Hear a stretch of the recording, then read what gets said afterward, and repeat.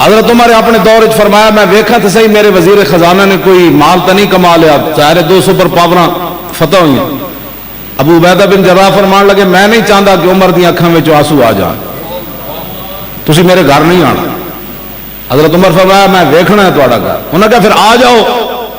جب آئے تو صرف 3 چیزاں پئیاں سن آپ دے گھر، ایک کھل پئی سی جہدے تے آپ لیٹدے سن، ایک وضو کرنے والا برتن تے ایک پانی پینے والا برتن پورا آپ دے گھر پہ سی۔ حضرت عمر چیخ مار دیتے، فرماؤ تو غریب ترین گھر بھی کسی دا نہیں مدینے چ ہوئے، میری امت میری رعایا دے وچ امین الامہ وزیر خزانہ دے کوئی شے نہیں، فرمایا اے کچھ ہی ہے، فرمایا جی اے کچھ اے او امین الامت ہیں۔